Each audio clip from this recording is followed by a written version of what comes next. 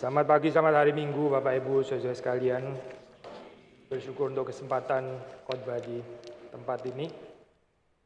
Saya di MRI Eropa sedang eksposisi kitab Kejadian, jadi saya teruskan bagian ini pas hari Minggu ini. Di pasal yang ke 45 ya, pasal yang ke-45, Kejadian pasal 45. Ya boleh dibilang ini satu bagian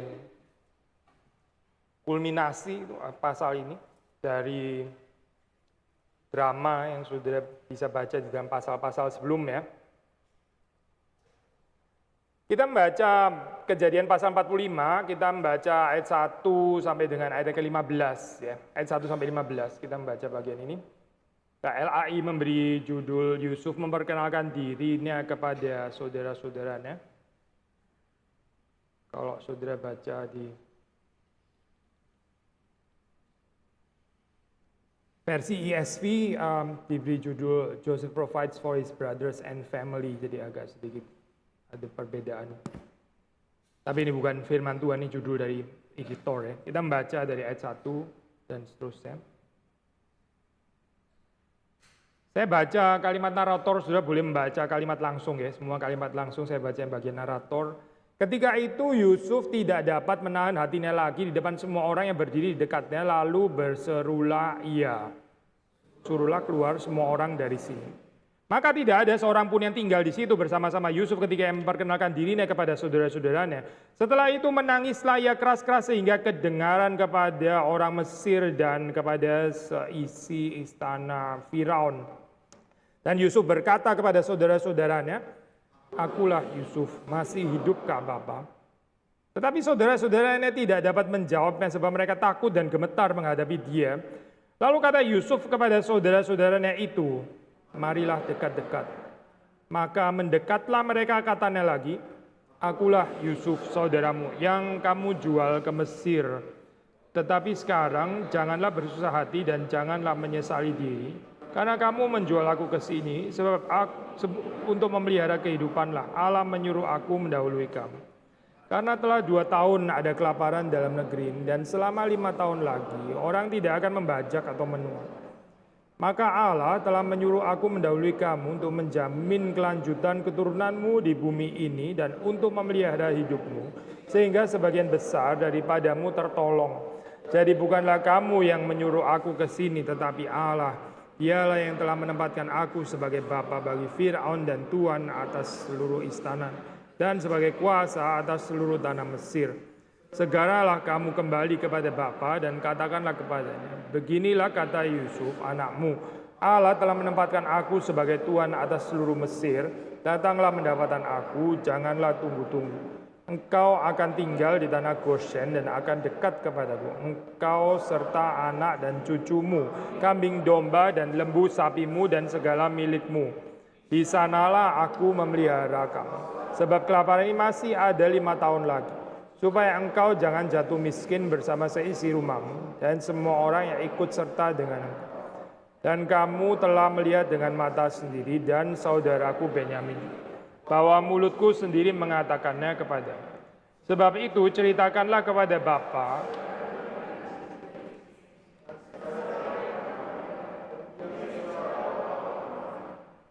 lalu dipeluknya lah leher Benyamin adiknya itu dan menangislah ia, dan menangis pula lah Benyamin pada bahu Yusuf. Yusuf mencium semua saudaranya itu dengan mesra dan ia menangis sambil memeluk mereka. Sesudah itu barulah saudara-saudaranya bercakap-cakap dengan dia. Demikian pembacaan firman Tuhan. Mari kita berdoa. Saudara berdoa untuk diri saudara masing-masing. Mendoakan orang di kanan, di kiri, di depan, di belakang saudara, dan juga mendoakan saya. Mari kita berdoa, buka suara sekali lagi. Tuhan, kami mohon supaya Engkau memberkati perenungan firman Tuhan. Setiap daripada kami boleh disentuh oleh Roh-Mu yang kudus. Dan kami diberikan hati yang seperti tanah, yang lunak, yang siap ditaburi oleh benih firman Tuhan. Engkau hadir di tengah-tengah kami, memberkati kami, dan Roh-Mu yang kudus bekerja dengan leluasa, memakai hamba-Mu dan setiap daripada kami. Kami berdoa supaya pekerjaan Tuhan boleh dinyatakan pada kami sekali lagi boleh dikuduskan oleh Engkau. Demi Yesus Kristus kami berdoa, kami bersyukur. Amin. Ya sudah, untuk mengikuti cerita ini sebetulnya kita perlu membaca pasal-pasal sebelumnya ya, yang sangat menarik, bukan hanya sebagai drama ya. Kalau saudara suka nonton drama Korea, bukan hanya sebagai drama saya, tapi ini adalah jalan kehidupan manusia yang sangat realistik ya, unlike drama Korea itu tadi mungkin, yang nggak tahu gimana cara ini ya, mengaitkannya dengan kehidupan. So again, bagian ini memang bagian klimaks ya, bagian kulminasi lah, let's say ya, 45 dari ketegangan yang kita bisa baca di dalam pasal-pasal sebelumnya. Ada banyak hal yang menarik di sini yang kita bisa pikirkan, yang kita bisa renungkan, yang kita bisa kaitkan juga dengan kehidupan kita. Ya. Perhatikan waktu di dalam bagian awal, ya, ini setting ya kalau sudah baca di situ, dan narator, penulis dari kitab Kejadian sangat jelas menggambarkan bahwa Yusuf minta semua orang itu keluar ya, dari ruangan itu. So ini very intimate setting ya. Dan bukan cuma tentang dramanya ya, berarti ini pembaca dari kitab Kejadian ini di-include di dalam ruangan ini. Ini bukan untuk Egyptian Empire. Mereka nggak perlu tahu ini urusan ini. Urusan ini adalah for the people of God. Ada hal-hal yang saya cuma bisa dimengerti oleh rumah tangga Allah. Gitu. Ada hal-hal yang nggak cocok saya untuk di-share kepada seluruh dunia. So waktu Yusuf mengatakan suruhlah keluar semua orang dari sini. Nah ini adalah bukan masalah secretive atau apa ya. Dia nggak malu karena ntar mau ada nangisnya gitu ya, bukan. Tapi ini adalah bagian yang hidden, yang diberikan hanya kepada umat Tuhan, termasuk pembaca dari kitab Kejadian. Saudara membaca di dalam Injil, ya, Injil Yohanes misalnya, struktur yang paling sederhana itu kan ada ini pasal-pasal pertama itu sampai pasal tertentu sebelum Yesus mencuci kaki murid-muridnya, itu kan Jesus public ministry. Tapi setelah itu ya, mulai dia mencuci kaki murid itu dan seterusnya, itu adalah untuk murid-muridnya. Bahkan kita menemukan struktur yang mirip juga di dalam perjanjian baru. Nah, kepekaan ini penting ya saya, kepekaan yang mana yang kita bisa share kepada semua orang, yang mana ini adalah hanya orang-orang yang di dalam yang perlu tahu. Sudah membaca dalam bagian itu dikatakan tidak ada seorang pun yang tinggal di situ bersama-sama Yusuf ketika ia memperkenalkan dirinya kepada saudara-saudaranya. Anyway, Egyptian Empire nggak berbagian sih di dalam ceritanya Yusuf jatuh bangunnya gitu kan ya. Yang ini kan dramanya ini kan terutama adalah di dalam rumah tangga Yakub dan keturunannya. So resolusinya juga di sini diberikan hanya untuk mereka. Sekali lagi, pembaca dari kitab Kejadian, saudara dan saya juga diundang untuk tetap ada di dalam, karena kita membaca cerita ini bersama-sama dengan saudara-saudara Yusuf dan dengan Yusuf sendiri. Perhatikan di sini waktu Yusuf memperkenalkan dirinya ya. Waktu Yusuf memperkenalkan dirinya, kita bisa membaca di dalam ayat yang ke-3 ya. Sebelumnya ditulis oleh penulis kitab Kejadian, dia menangis. Toh kedengaran juga gitu ya. Maksudnya at least ini menyatakan bahwa memang bukan untuk ditutup-tutupi gitu. Tapi kemudian dia memperkenalkan dirinya, akulah Yusuf. Akulah Yusuf, masih hidupkah Bapak? Tiba-tiba gitu aja ya, totally unprepared ya, gak ada yang sangka bahwa ini akan seperti itu kan ya, bukan cuma bengong saya pasti ya, tapi ini menakutkan ya, perkenalan seperti ini bagi saudara-saudaranya itu menakutkan. Self-revelation seperti ini ya saya, ini kita bisa melihat juga di dalam diri Kristus, maksudnya saya nggak mau terlalu cepat juga untuk jam ke Christological interpretation, tapi saudara bisa lihat ya, perkenalan perjumpaan ini ya, self-revelation, self-disclosure, itu bukan tanpa teror, bukan tanpa teror. Saudara bisa membaca bahkan di dalam Perjanjian Lama, ya. Yesaya waktu mendapat visi, ya, dia melihat visi kekudusan Allah itu bukan tanpa teror. Gitu. Petrus setelah dia menyadari bahwa itu adalah Tuhan, ya, dia mengatakan kalimat, pergilah daripadaku, aku ini orang berdosa. Bukan tanpa teror, bukan tanpa teror. Perjumpaan dengan Tuhan yang nggak ada teror, nah itu Tuhan yang palsu. Gitu. Gambaran Tuhan yang melulu loving, yang selalu mengerti, ya, yang urusannya cuma mencukupkan kebutuhan saudara dan saya saja, ya, meskipun itu juga included betul, ya, tapi kalau berhenti hanya di situ, itu bukan Tuhan yang dalam Alkitab, itu mungkin imajinasi saudara dan saya. Justru kedalaman cinta kasih, kedalaman intimasi, kedalaman persekutuan itu ya seringkali didahului dengan teror. Ya. Kita bisa melihat itu baik dari perspektif biblical teologi, ya, dari perspektif historical teologi sama, kita reformasi, gereja reformatoris, gereja reform. Pengenalan Luther akan Allah yang maha baik, yang maha cinta, yang maha kasih, itu juga bukan tanpa teror kan ya, bukan tanpa teror. Problem daripada kekristenan modern itu ya, either Allahnya itu teror tapi kita nggak mengerti cinta, akhirnya kita jatuh kepada legalisme. Ya, seluruh spiritualitas seperti di-driven by ketakutan gitu ya, ya. Ketakutan itu tidak menyenangkan Tuhan, borderline legalisme gitu. Atau jatuh kepada model antinomianisme, jatuh kepada model Allah yang loving, yang lucu, yang bisa dipeluk-peluk begitu ya, tapi yang nggak ada transendensinya sama sekali. Ini bukan kontradiksi, bukan. Ini adalah gambaran yang dinyatakan oleh Alkitab. Holiness and love, ya. Transcendence and immanence. Termasuk di sini ya, sebelum Yusuf menyuruh mereka dekat, itu ada gambaran pernyataan yang sebetulnya ya kalau bisa jangan ini ya pernyataannya gitu. Itu sesuatu yang nggak menyenangkan untuk saudara-saudara Yusuf itu. Apa untungnya mereka dapat self disclosure ini ya? Kan sudah disingkirkan gitu. Ini kan sudah bukan cuma di karakter asasinasi lagi, lebih daripada karakter asasinasi ya. Jadi dianggap seperti sudah mati gitu, as good as dead. Mereka menghidupi narasi itu gitu, meskipun mereka sebetulnya tahu bahwa itu salah ya.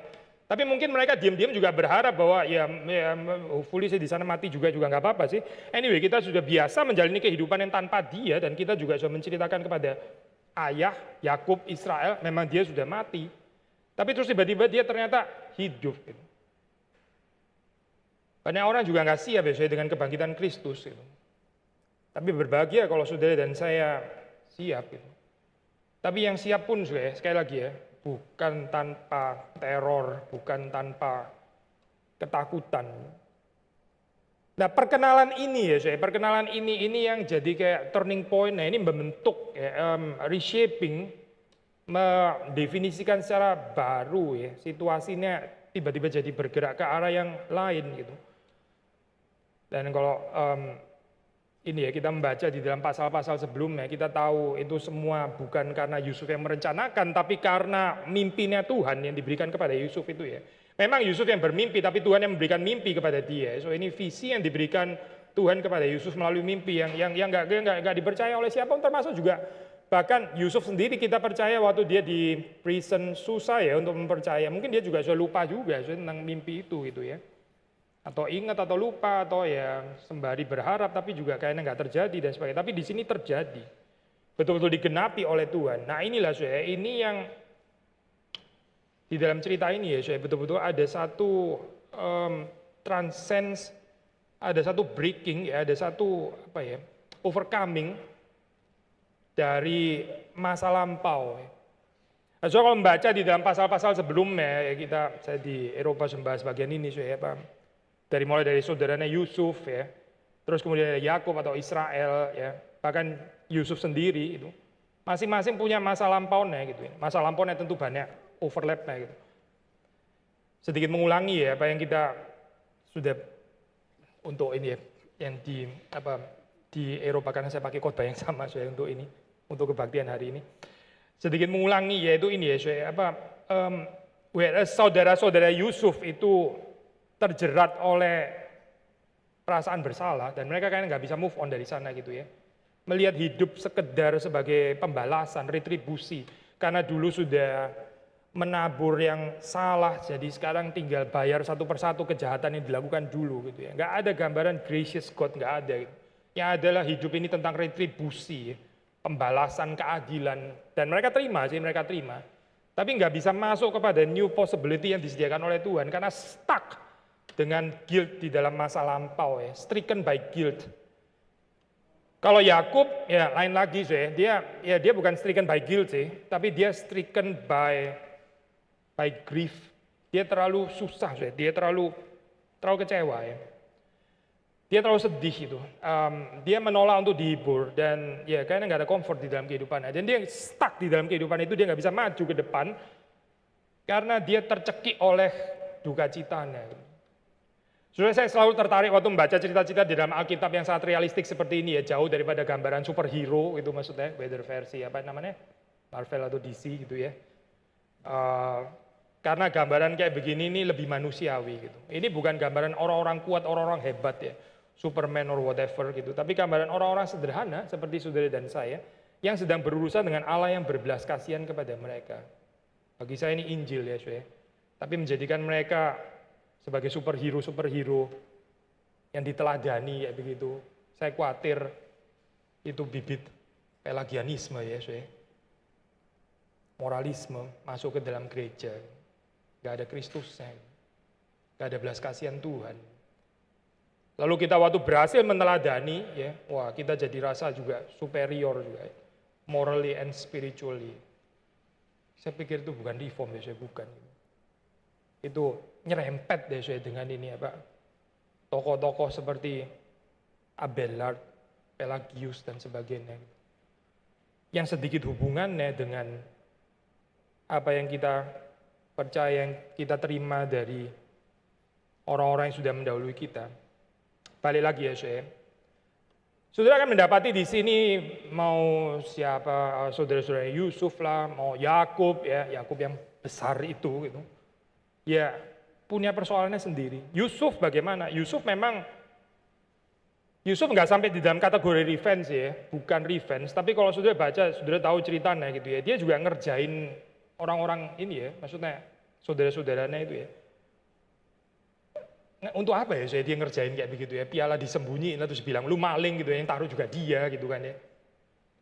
Dia mau show off power, dia mau show off power. Dia sekarang bukan Yusuf yang lemah, dia sekarang Yusuf yang highly successful. Gitu. Saya kutip ini ya, saya Brueggemann, dia melihat kehidupannya bukan in terms of calling atau vocation, tapi in terms of power, in terms of power. Ada beda ya, saya menghidupi kehidupan in terms of power atau in terms of vocation atau calling.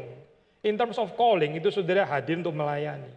Tapi kalau in terms of power, saudara hadir, saudara make sure, lu harus tahu ya, yang berdiri di sini siapa. You harus tahu who is the boss. You harus tahu saya ini siapa. Saya bukan yang dulu loh, yang miskin itu. Bukan ya, bukan. Jangan salah. Saya bukan yang dijual itu loh, bukan. Saya sekarang Yusuf orang nomor 2 berhasil. Jangan sembarangan menghina saya. You dulu boleh menghina saya dan itu sakit luar biasa. Tapi sekarang saya bukan untuk dihina-hina seperti ini. You dulu boleh bully saya, sekarang saya bisa bully kamu balik. Dan benar dibully ya, saudara-saudaranya gitu. In terms of power, childish ya, childish. Ini keluarga ini berantakan, betul-betul berantakan.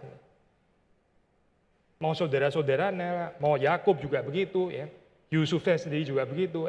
Benyamin, oke lah ya. Gambarnya agak sedikit positif, tapi Benyamin ini sebetulnya ngapain sih dalam cerita ini? Gak terlalu ada perannya gitu ya. Gak terlalu ada perannya kalau sudah baca Benyamin ya. Bukan Pak Benyamin. Oh namanya kebetulan mirip. Benyamin di sini gak ada perannya saya. Tapi yang indah di dalam bagian itu, despite dia gak ada peran ya, tapi dia itu mendapat berita kasih karunia Allah itu. Kiranya menyertai engkau. Kurang. Mungkin karena kita terlalu antroposentris kali ya. Kita mau peran yang hebat, mencolok gitu ya. Gak cukup ya, itu berita kasih karunia untuk engkau gitu. Kayaknya kurang ya. Gak bisa dong kasih karunia Tuhan. Dia pentingnya apa? Dia signifikansinya apa? Dia kontribusinya apa? Dia jasanya apa gitu kan. Paradigma kita nggak sih yang sedang bermasalah sebenarnya gitu. Kita anggap ini orang terlalu pasif lah, apa ceritanya cuma jadi pion di sini atau apa gitu ya. Sebetulnya apa ya ini ya kepentingannya di sini ya? Ya kepentingannya dia instrumen untuk menyatakan belas kasihan dan anugerah Tuhan. Gak cukup saya itu untuk saudara dan saya. Kita kepingin lebih dikenang atau apa ya sebetulnya ini. Sekali lagi ya saya, nah baru kita masuk dalam bagian ini ya. Nah di sini saya ini waktu movementnya mulai breaking with the past ya, bergerak. Yusuf di sini yang dipakai Tuhan untuk mengajak pergerakan di situ. Kita tahu untuk saudara-saudaranya bahkan sampai kepada pasal 50 nggak terlalu gampang saya untuk mereka itu lepas daripada perasaan guilt ya. Di sini Yusuf sudah suruh mendekat, lalu mereka ada berbicara betul gitu ya. Ada kemajuan di sini. Tapi mereka terus kemudian ragu-ragu lagi gitu kan. Minta konfirmasi, afirmasi lagi bahwa Yusuf sudah nggak dendam kepada mereka dan sebagainya. Ya inilah perjalanan kehidupan manusia. Kalau secara sistematik teologi ya kita membedakan antara justification sama sanctification, benar kan ya? Meskipun keduanya jalan bareng. Secara justification kita declared righteous completely, fully, perfectly, karena Kristus korbannya selalu sempurna. With regard to sanctification, sense of guilt itu nggak selalu langsung beres. Dan itu realistis gambaran ini. Realistis. Kalau kita gagal membedakan ini ya, justification, sanctification, kita heran. Lu katanya sudah percaya, katanya sudah lahir baru. Yakin nggak sih sebetulnya gitu? Kok masih ada perasaan bersalah? Gitu. Saudara nggak tahu berarti kalau ada sanctification di dalam kehidupan ini. Justification itu satu hal, sanctification itu yang lain. Saya bukan mau separate ya, bukan gitu. Kalau dalam reform teologi kita nggak separate ini sih sebetulnya. Ini loh kehidupan dari saudara-saudaranya Yusuf itu ya, yang bisa ragu lagi gitu. Yang perlu dapat afirmasi lagi bahwa mereka sudah mendapat pengampunan di dalam Tuhan. Bahwa mereka bersama dengan Yusuf juga boleh memandang Allah yang berdaulat. Bukan cuma untuk Yusuf, tapi juga untuk mereka. Kedaulatan Tuhan bukan cuma untuk orang yang diangkat, di-elevate jadi orang nomor 2 di Mesir. Oh itu kedaulatan Tuhan. Tapi juga untuk saudara-saudaranya Yusuf yang berbuat jahat. Itu juga boleh terhibur karena kedaulatan Tuhan. Oh sangat gak gampang sangat gak gampang. Mungkin kalau kita di dalam posisinya Yusuf lebih gampang kali ngomong kedaulatan Tuhan gitu ya. Di dalam peristiwa yang kita pernah berbagian di dalam kesalahan ya. Tapi ternyata terus kemudian Tuhan membalikkan menjadi sesuatu yang baik. Bisa nggak ya kita tetap ngomong kedaulatan Tuhan itu di situ? Kita seperti nggak berbagian secara positif di sana. Kompleks ya kalau sudah melihat gambaran ini ya. Kedaulatan Tuhan yang sederhana itu ya. Kita selalu affirm. Tapi hadir secara narasi, hadir secara story dan perspektif angle-nya itu banyak sekali sebetulnya. Kita tahu sudah di dalam cerita ini bahwa new possibility ini bukan direncanakan oleh manusia, nggak ada manusia yang bisa merencanakan. Yakub sudah pasti tidak gitu ya. Saudara-saudaranya Yusuf, mereka yang justru yang menjual, mereka yang justru membuang Yusuf. Yusuf sendiri, Yusuf bisa apa saudara? Yusuf bisa apa? Dia mengajar karir gitu ya, naik dari prison ke atas merangkak gitu ya, social climber, social climber. Good luck to you kalau saudara menghidupi social climber di dalam kehidupan saudara. Gak ada social climber itu gak ada di sini. Ini adalah Tuhan yang elevate. Purely gift of God, gift from God. Bukan karena dia climbing, naik-naik ke puncak gunung. Naik-naik ke puncak istana Firaun or whatever. Bukan ini bukan tentang karir. Bukan. Ini adalah tentang rencana Tuhan yang digenapi di dalam kehidupan Yusuf tanpa Yusuf sendiri mampu menjalaninya. Ini loh ini gambaran yang Tuhan itu jalan terus ya. Dengan kita siap nggak siap Tuhan itu jalan terus ya. Dan kita bersyukur ini sangat menghibur ya bagi saya. Kalau Tuhan baru gerak kalau kita siap, walah. Tuhan baru gerak waktu kita siap gitu. Yusuf banyak nggak siap ya sih dalam bagian ini gitu. Yusuf mungkin sudah lupa juga dengan dream itu gitu. Tapi new possibility ini ya digerakkan terus oleh Tuhan. Bahkan kalau saudara membaca di dalam cerita, tadi saya belum singgung ya, Yusuf yang main-main, taruh piala dan sebagainya. Itu kenapa? Ya dia sendiri juga perlu waktu saya untuk membereskan masa lampaunya. Bukan instan ya, bukan gitu. Bukan mentang-mentang dia sudah ditaruh jadi orang kedua terus kemudian sakit hatinya hilang begitu saja gitu. Dia dengan gampangnya bilang, ya Tuhan yang meraka-rakakan kebaikan. Oh, masih ada borok yang perlu diselesaikan di situ. Makanya dia show of power kepada saudara-saudara. Duh, mereka bukan dibunuh memang ya, tapi to certain extent itu ngerjain mereka dan ya merepotkan loh saya itu cerita itu kan ya. Untuk apa ya itu semua ya? Yusuf mau menunjukkan saya bukan yang dulu ya. You don't treat me like dulu, saya bukan loh. Tapi bagian ini kan nggak perlu sebetulnya, nggak perlu loh, boleh di skip gitu. Tapi ditulis ya, kenapa? Sekali lagi ya, bukan cuma untuk kepentingan supaya dramanya nggak kalah menarik sama drama Korea, bukan saya bukan. Tapi ya inilah hidup manusia gitu, hidup saudara dan saya. Kita itu perlu proses ya, perlu proses. Kita itu perlu proses untuk mengatakan ya Tuhan itu adalah Tuhan yang berdaulat. Itu bukan kalimat katekisasi saya, bukan. Ini kalimat yang di dalam perjalanan hidup pembentukan spiritualitas. Saya nggak khawatir sesuai by the way dengan teologi ini ya, teologi yang nggak ada prosesnya gitu, teologi instan yang main jargon. Gitu. Tapi nggak nyata di dalam pembentukan spiritual formation gitu. Terlalu gampang ya kayaknya ngomong kalimat-kalimat yang besar gitu, terlalu gampang. Ini bukan cuma di gereja lain ya sudah, di dalam gereja kita sendiri. Mungkin kita bukan kalau di gereja lain sudah kadang-kadang kita bisa self kritik secara kekristenan lebih luas ya. Lagu-lagu yang langsung jam kepada refrain tanpa ada pergumulannya gitu. Tiba-tiba masuk dengan kalimat-kalimat yang indah, tidak ada yang kuingini selain Engkau Tuhan. Tapi pergumulannya dari awal nggak ada gitu ya. Tiba-tiba ngomong kalimat itu aja. Terus kita kritis, masa langsung jam tuh conclusion kayak begitu gitu ya, pergumulannya nggak jelas. Saudara jangan salah ya, kita bukan kebal loh saya dengan model kayak begini. Mungkin bukan di dalam lagu, karena lagu kita oke lah, lumayan ada pergumulannya gitu ya. Tapi di dalam pembelajaran doktrin perhaps gitu, yang kita pikir kita bisa arrive, saya sudah tahu ya, Tuhan itu berdaulat, sovereignty of God, ya langsung jam ke sana gitu. Saudara, Yusuf itu mengerti ini lewat penjara loh. Lewat penjara saya, lewat penjara. Bukan di kelas ya, bukan di library, bukan ya. Terus kemudian di ini loh, secara dijelaskan saya ensiklopedik ya, secara skolastik or whatever istilahnya. Tapi dia dibentuk oleh Tuhan sampai dia bisa arrive ya. Tanda kutip pengakuan itu ya, Tuhan itu berdaulat. Dia mereka-rekakan yang baik, meskipun kamu mereka-rekakan yang jahat. Itu dari perjalanan hidup yang bukan tanpa pengalaman, saya bukan. Persoalan kita ya, saya di dalam gereja ya gereja kita, saya gereja kita. Adalah kita mulai dengan doktrin-doktrin yang benar. Gak salah saya, tentu harus mulai dengan doktrin yang benar ya. Masa mulai dengan doktrin yang sesat, kacau dong. Mulai dengan doktrin-doktrin yang benar, tapi pengalaman kehidupan kita itu gak menyertai ke sana gitu. Sehingga pendekatannya itu selalu top down gitu ya. Kita tahu jargon yang besar terlebih dahulu gitu ya. Terus kemudian kita mencoba untuk menghayatinya. Boleh juga sih approach seperti itu, tapi seringkali yang terjadi kan penghayatannya tinggal sedikit ya saya. Tahunnya selalu lebih banyak ya, terus kemudian yang dihayati tinggal berapa persen saya nggak tahu. Itu pun kalau ada.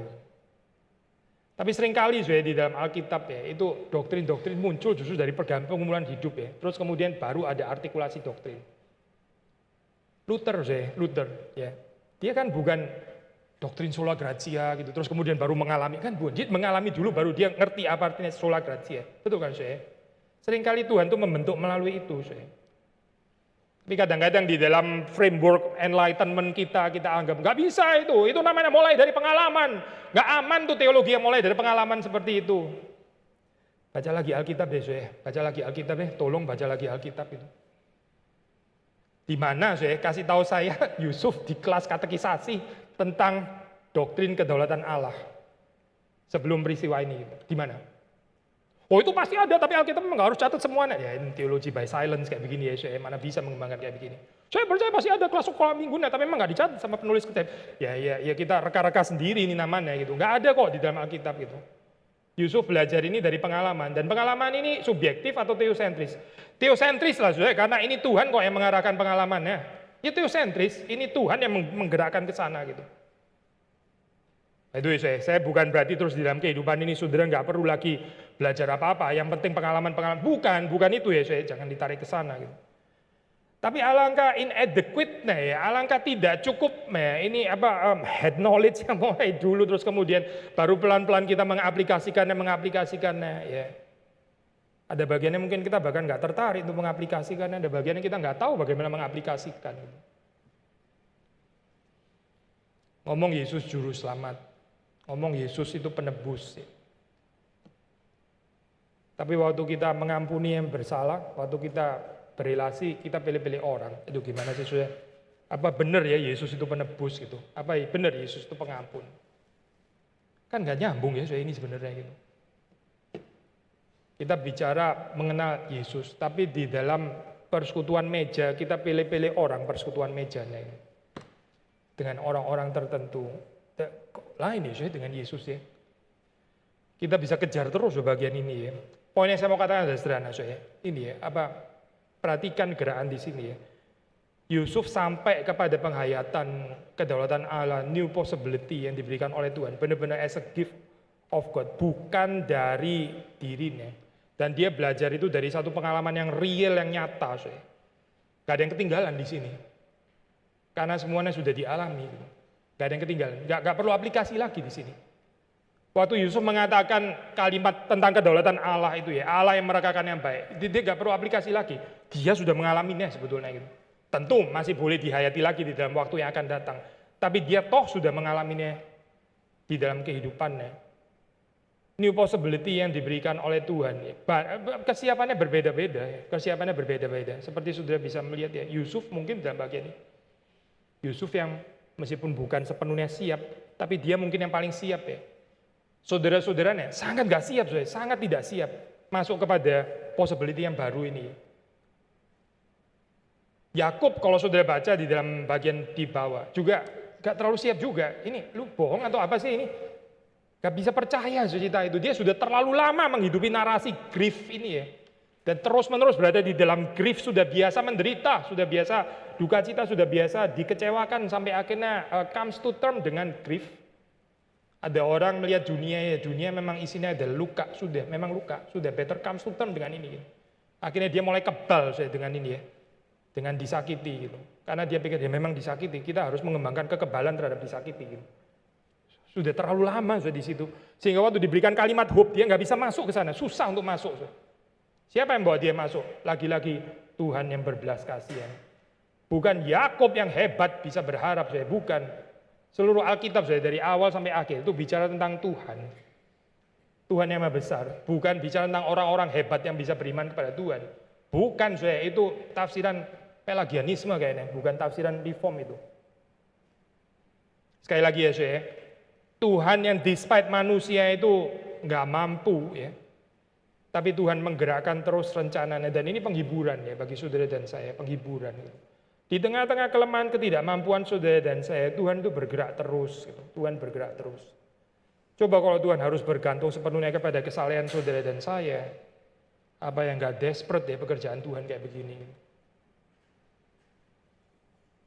Perhatikan bahwa waktu Yusuf memperkenalkan diri, ya saya balik lagi kepada bagian ini menarik. Ya. Dia menyebut dirinya itu, akulah Yusuf. Ya. Dia pakai identitas keluarga ya. Dia bukan tampil sebagai powerful Egyptian ruler di sini gitu. Bisa juga kan ya. Sebagai orang kedua di Mesir.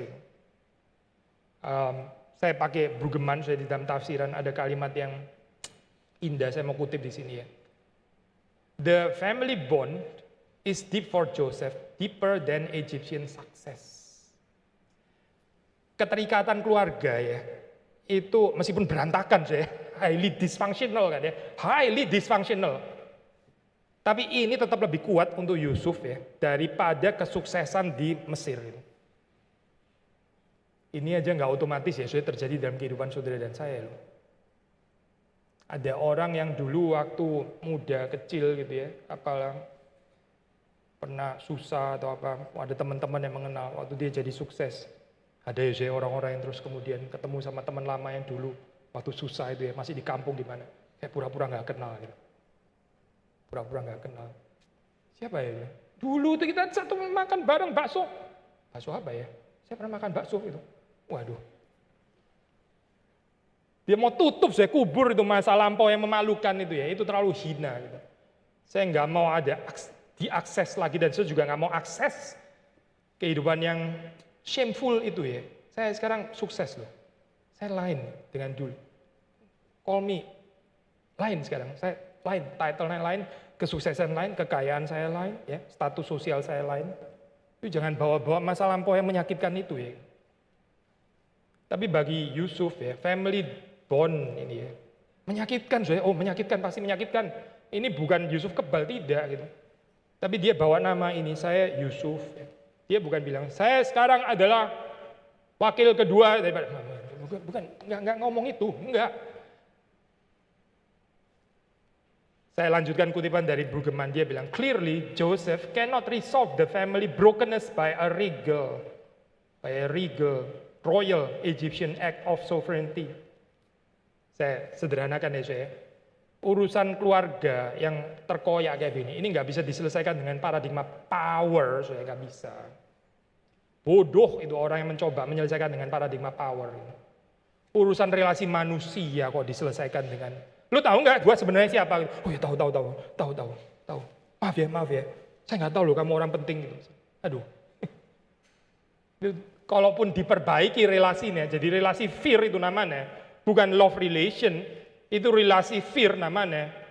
Dia powerful, kita better jangan main-main sama orang ini, karena ini orang penting, orang berkuasa. Wah bisa bahaya ini saya kalau nggak menghormati dia. Akhirnya hormat yang driven by fear, bukan cinta, saya bukan. Saudara, Tuhan kalau mau pakai cara ini ya, nggak ada Yesus mati di atas kayu salib itu nggak ada. Dia tinggal teriak aja Tuhan itu. Saya the most powerful. Lu semua mau apa gitu? Ada tak cerita kayak begitu dalam Injil yang kita baca saya? Ada nggak sih? Kamu ini kurang ajar, cuma ciptaan main-main kayak begini. Gak ada kan saya cerita kayak gitu, jadi childish banget kan ceritanya kalau Yesus ngomong kalimat ini. Gak ada saya, Yesus itu sampai mati di atas kayu salib ya. Karena apa saya? Karena Tuhan mau menggerakkan manusia bukan in terms of power, bukan saya. Bukan Tuhan mau menunjukkan, lu gak tahu ya siapa gua, bukan saya itu. Aduh itu dunia, saya dunia, kerajaan dunia itu.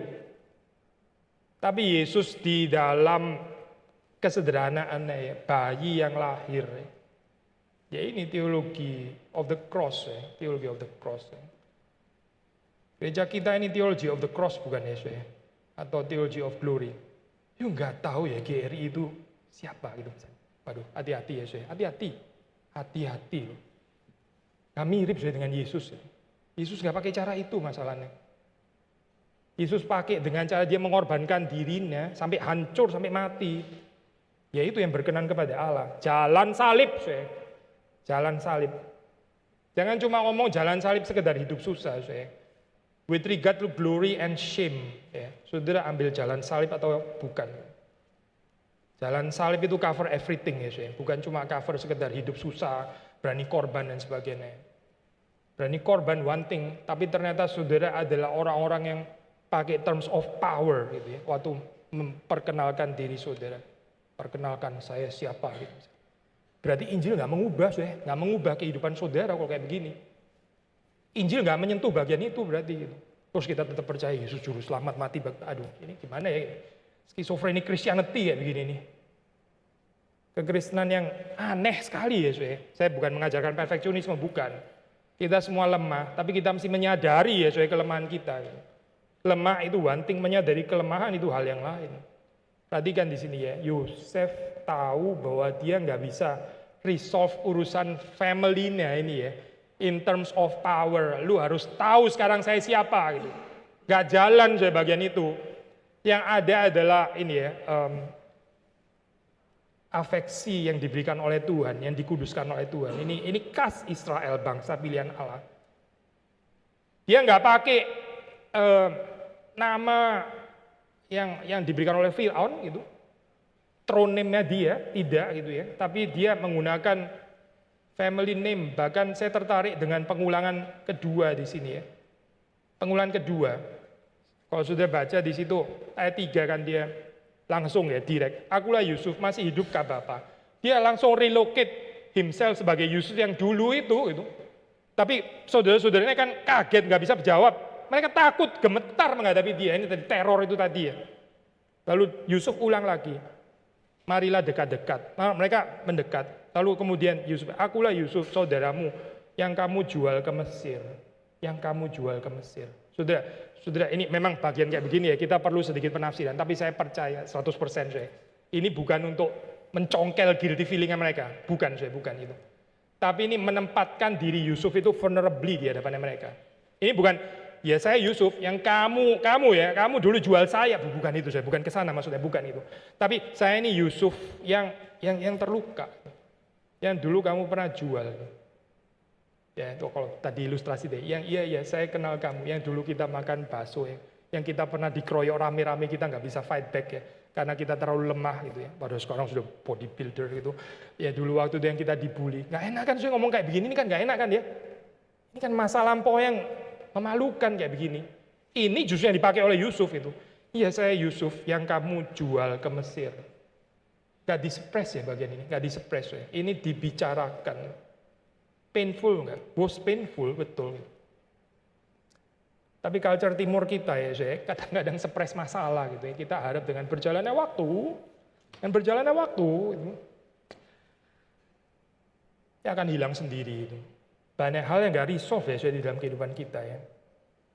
Kita ini orang Indonesia nggak terlalu ada karpet sih sebetulnya saya. Tapi heran ya, secara culture seperti kayak kotoran itu banyak yang disapu, ditaruh di bawahnya karpet, ditutup gitu ya. Kita nggak lihat lagi persoalan di bawahnya karpet. Padahal kita nggak terlalu banyak karpet ya di sini. Tapi culture menyembunyikan kotoran di bawah karpet. Kenapa ya saya? Sekali lagi ya saya, waktu Yusuf di sini mengatakan kalimat, akulah Yusuf, saudaramu yang kamu jual ke Mesir. Itu dia membawa kembali masa lampaunya yang nggak enak itu. Ini di dalam relasi yang sudah rusak.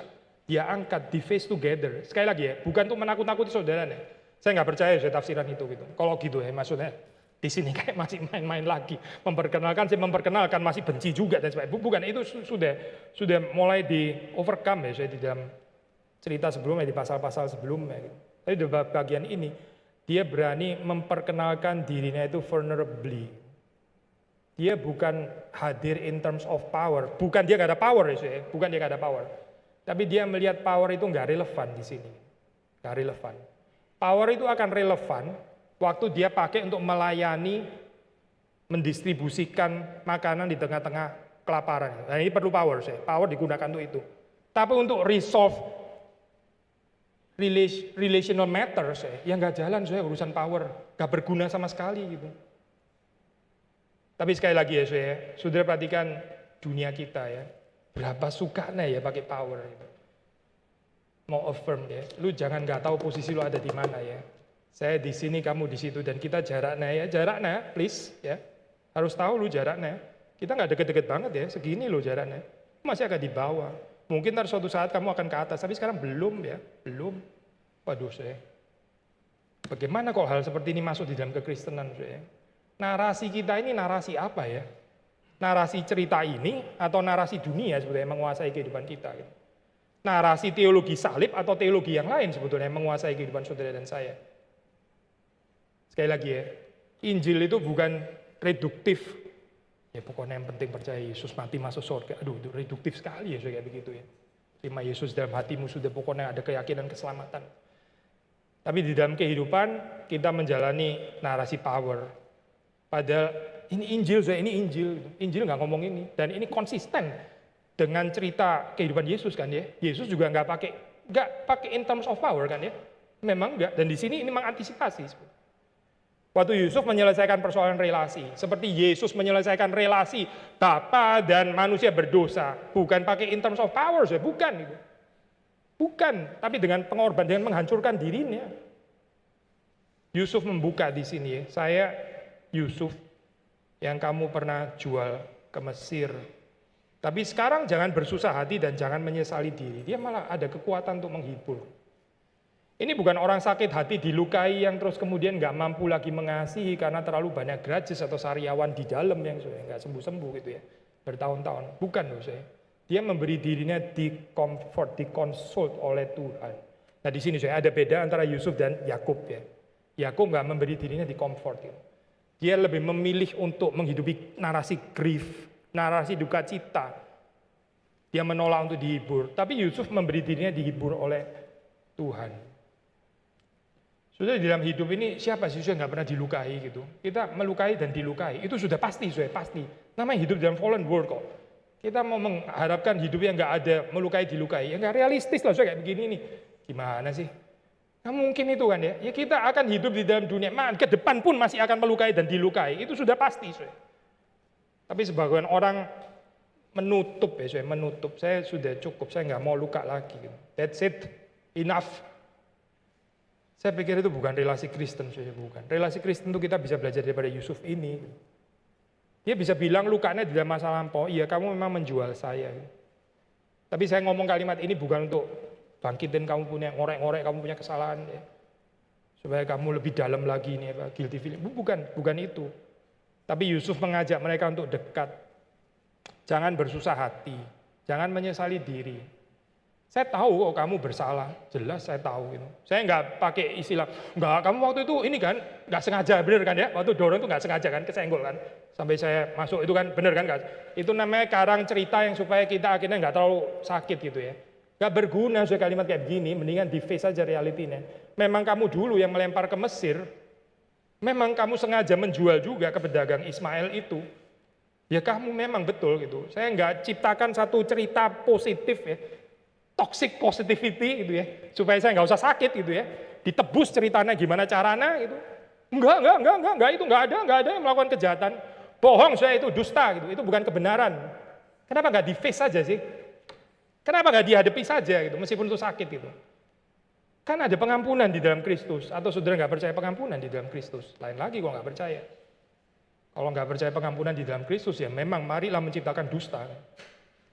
Karena memang painful kok mengalami ini mengalami cerita disakiti kayak begini memang benar-benar painful.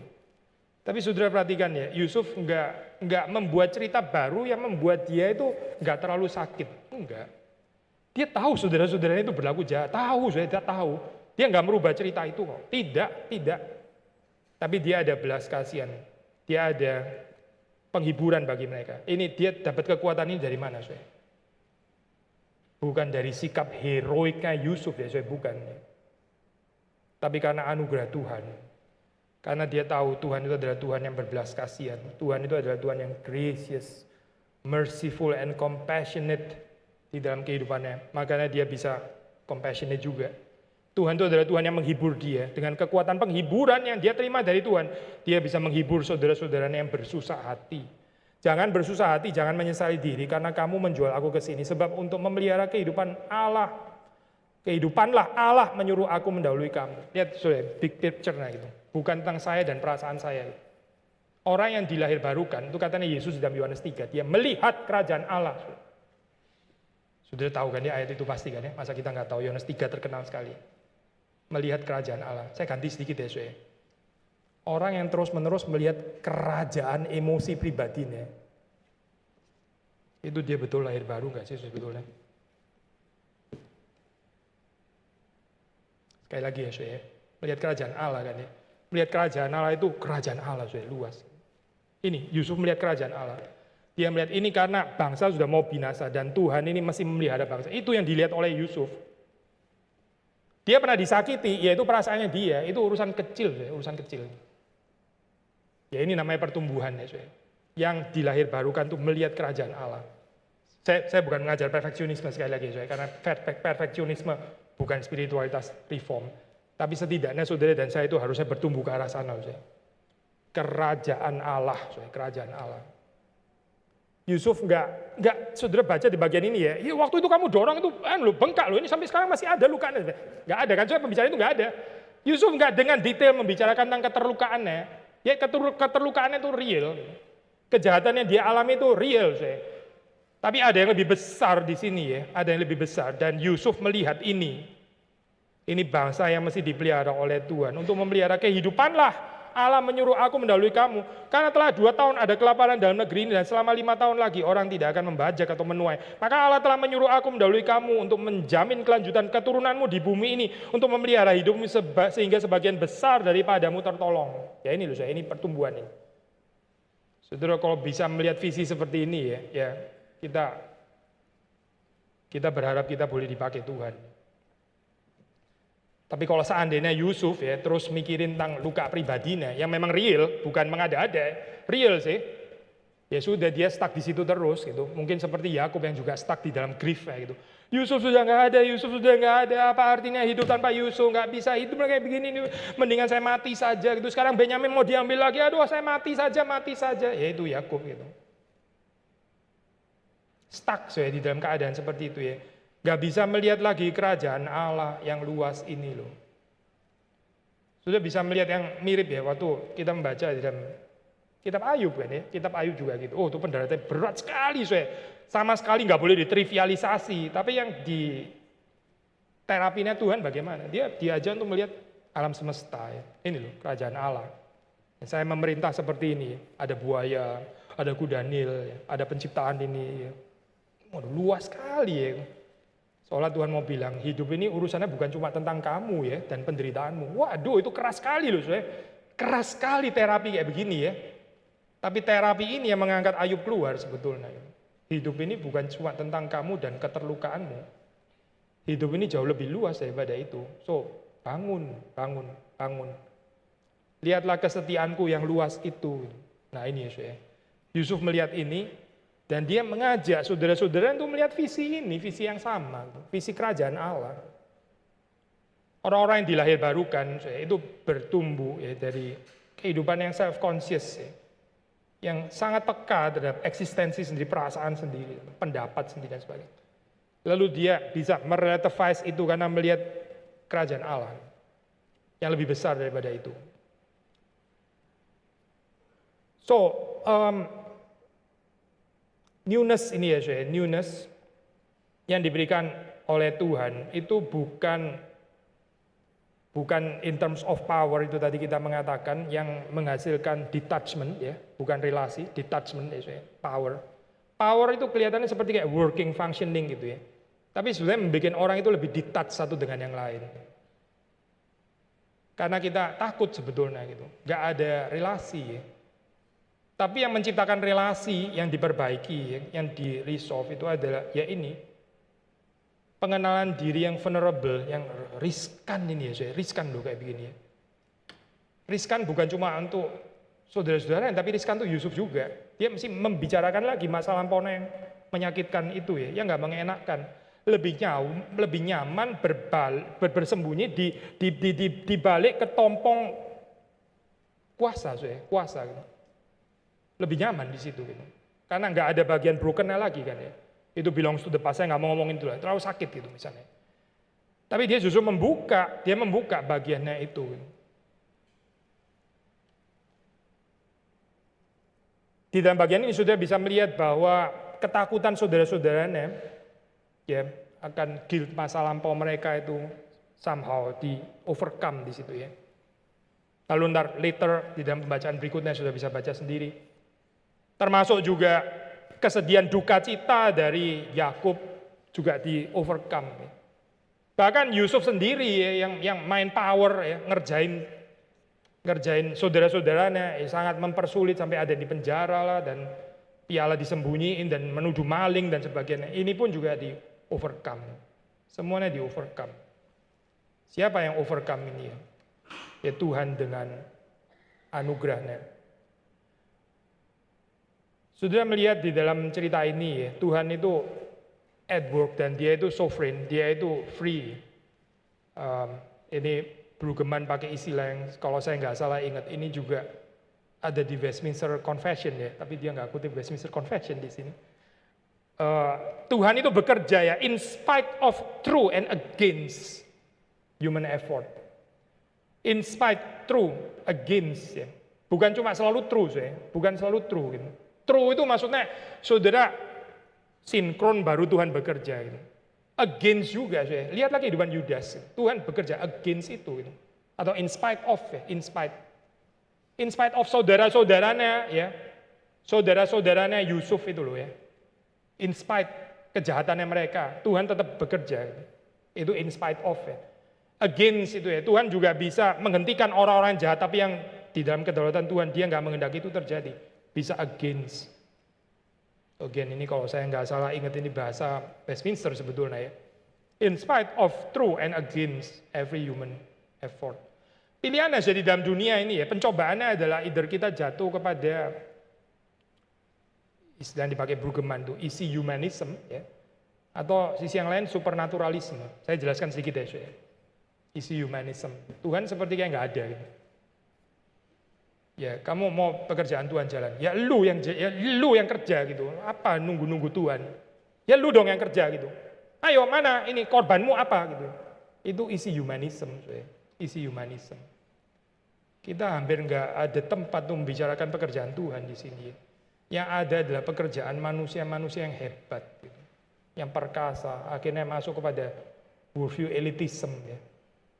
Horrible ya, saya gambaran kayak begini ya. Ini bukan Injil, bukan saya. Karena ini good news-nya cuma untuk sebagian orang-orang yang perkasa, perhaps orang-orang yang talented, orang-orang yang punya uang, orang-orang yang berkuasa, punya jabatan, punya koneksi dan sebagainya. Tapi orang-orang kecil seperti saudara dan saya, ya sudah goodbye. Lu nggak terlalu ada kontribusinya memang. Itu elitism namanya saya. Humanism ya, secara sederhana. Karena apa? Ya karena nggak benar-benar percaya bahwa Tuhan itu at work. Yang ada adalah, ya Tuhan saya at work, dalam kurung saja, nun jauh di sana. Yang kerja di sini. Ya kita lah, kita yang kerja. Nggak sampai jatuh kepada ateisme mungkin ya. Tapi stresnya itu jelas sekali, saya. Manusia yang kerja. Isi humanism, pencobaan nomor 1, saya. Pencobaan nomor 2, supernaturalism ya.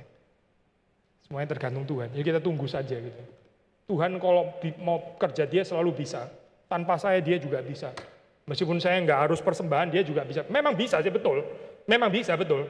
Saudara nggak melakukan apa-apa Tuhan bisa kerja. Ya bisa. Tuhan akan pakai orang lain kok gitu. Tapi model supernaturalisme kayak begini ya. Ini another jalan yang menuju kepada kesesatan. Gambaran Alkitab bagaimana saya?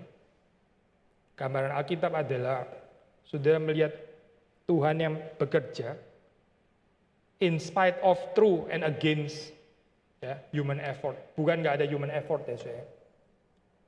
Bukan nggak ada human responsibility. Kalau saudara agak terganggu dengan istilah effort, kita pakai istilah responsibility saja. Gitu. Bukan nggak ada human responsibility. Bukan nggak ada human agency. Bukan nggak ada keterlibatan manusia di sini. And yet, saudara membaca cerita ini, sudah jelas sekali ya, keterbatasan keterlibatan manusia itu sangat jelas ya. Mau Yakub, mau saudara-saudaranya, bahkan Yusuf sendiri juga sangat terbatas ya, sangat terbatas. Dia sudah dilupakan kok, sudah di penjara ya. Mana ada orang bisa pikir tiba-tiba bisa ingat lagi itu mana ada gitu. Itu kan benar-benar Tuhan yang bikin, yang ingat itu kan Tuhan. Kalau nggak ada peristiwa kelaparan nih, apa saya mau ingat Yusuf? Dia sudah dilupakan di sana gitu. Yang membuat dia diingat lagi siapa? Ya Tuhan, sebetulnya Tuhan. Tuhan. Di dalam arena kehidupan manusia yang sepertinya banyak pilihan ini ya. Yang memilih ini dan memilih itu. Nah disitulah saya kedaulatan Tuhan ini bekerja. Ya. Tuhan itu bergerak. Dan dia always surprises us. Dia itu surprise kita. Dan ini indah ya saya. Indah. Kalau sudah berjalan di dalam spiritualitas yang seperti ini indah. Tapi kalau everything itu so predictable according to your calculation, according to your good works, persiapan dan sebagainya. Saya sudah persiapan begini, bekerja keras gini, terus kemudian ya gini, wajar. Memang saya tahu kontribusi saya seberapa, kalau jadinya begini ya wajar. How boring ya saya kehidupan kayak begitu. Mana bisa ada doksologi? Gak ada lah doksologi gitu. Gak ada tempatnya saya untuk doksologi, nggak ada surprise juga soalnya. Totally predictable, kan saya sudah tahu siapa yang terlibat dan akhirnya outcome-nya seperti ini. Just ketebak banget gitu, karena yang kerja juga banyak, yang persembahan banyak, yang kerja keras banyak, so hasilnya kayak begini, ketebak banget. Itu, saya pikir itu bukan Injil ya, saya bukan. Itu cerita yang lain kan. Itu humanisme itu tadi, humanisme. And yet hati-hati, nggak jatuh kepada supernaturalism, fatalisme dan sebagainya. Terakhir. Kita melihat di dalam cerita ini, maksudnya inline dengan kalimat tadi ya, Yusuf yang dipakai Tuhan ya, untuk provide di keluarga Yakub Israel, bangsa pilihan Allah yang akan terus diberkati. Tapi kita tahu the real provider yang sungguh-sungguh menyediakan, yaitu adalah Allah sendiri. Allah memakai Yusuf, Allah menyediakan kebutuhan umatnya melalui Yusuf. Hidup ini paling bahagia ya, kalau saudara dan saya boleh menghayati posisi instrumen ini ya. Tapi hidup ini akan sangat tiring and restless ya, akan luar biasa capek kalau saudara mulai memposisikan diri di dalam posisi yang sebetulnya itu adalah posisi Tuhan. The real provider, saudara mau naik ke sana, waduh itu menakutkan ya. Waktu kita mau menjadi kontributif, waktu kita mau menjadi berjasa dan orang yang dikenang, dan kita nggak puas dengan posisi instrumen, itu very tiring, sangat-sangat lelah gitu kayak begitu ya. Gak mungkin ada kelegaan, yang ada terus restless gak habis-habis. Karena apa sih? Ya karena itu posisinya Tuhan, bukan posisinya saudara dan saya. Harap kita boleh berbagian di dalam pekerjaan Tuhan. Mari kita masuk dalam doa. Tuhan, kami bersyukur untuk apa yang kami renungkan pada pagi hari ini. Kami berdoa supaya Roh-Mu yang kudus boleh terus membawa kami kepada berita Injil, membawa kami kepada cerita Yesus Kristus, dan boleh menguasai seluruh kehidupan kami. Kami sadar Tuhan, kami ini broken, fragmented di sana sini. Kami membutuhkan healing, recovery, rajutan yang dari Tuhan boleh terus bekerja di dalam kehidupan kami. Tapi kami belajar berharap karena Engkau adalah Allah yang memberikan new possibility. Dan anak-Mu Yesus Kristus bukan tinggal di dalam kematian, tapi bangkit dari kubur. Dan kami percaya, kami berdoa supaya kuasa kebangkitan, newness itu juga boleh bekerja di dalam kehidupan kami. Sehingga kami boleh semakin meninggalkan manusia lama kami. Sekalipun ketika kami melihat masa lampau kami ada begitu banyak hal-hal yang menakutkan, menjijikkan, memalukan, menyakitkan. Tapi kami boleh melihat semuanya itu dalam perspektif anugerah, belas kasihan, kedaulatan, kebebasan Tuhan. Tolong supaya kami boleh mengalami firman-Mu di dalam kehidupan kami. Demi Yesus Kristus kami berdoa, kami bersyukur. Amin.